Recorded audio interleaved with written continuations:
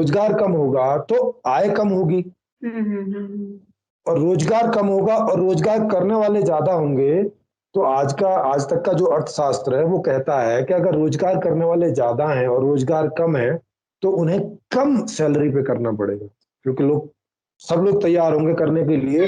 तो जो फैक्ट्री वाला है वो बोलेगा कि भाई मैं तो 4-6 हजार रुपये दूंगा, करना है तो करो, नहीं करना है तो जाओ।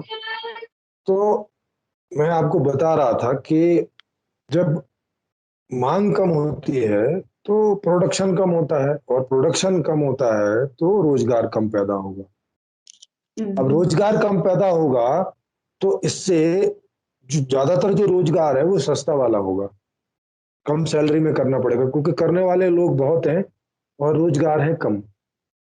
तो चूंकि हर आदमी को घर चलाना है अपना, तो अब घर चलाना है तो कोई भी आदमी तैयार होगा, ठीक है भैया ना दो 50,000 रुपए, ना दो 20,000 रुपए, 10,000 ही दे दो, 8,000 ही दे दो, साइन करवा लो कितने पर भी, है ना। आदमी मजबूर है तो उसको करना पड़ता है। तो इससे एक तो रोजगार कम है, दूसरा सैलरी भी कम होगी। अब सैलरी कम होगी, रोजगार कम होगा तो मांग फिर कम होगी, क्योंकि मांग तो आय के आधार पर ही होती है। हाँ, बिल्कुल। तो अब ये एक ऐसा सर्कल बन जाता है, एक ऐसा विशियस सर्कल बन जाता है कि उधर नियम है कि बिना पैसे के आप मांग नहीं कर सकते, ठीक है, जितना पैसा होगा उसी आधार पे आप मांग करें।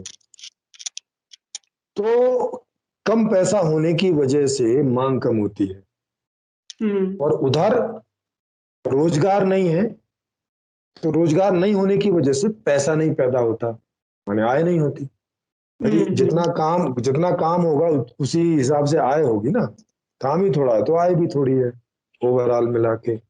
उधर कम मांग के कारण रोजगार कम होता है, और कम रोजगार के कारण मांग कम होती है।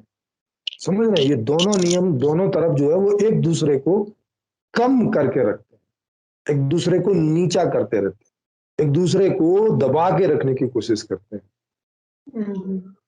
कम मांग की वजह से रोजगार नहीं पैदा होता, और रोजगार नहीं होने की वजह से मांग नहीं पैदा होती।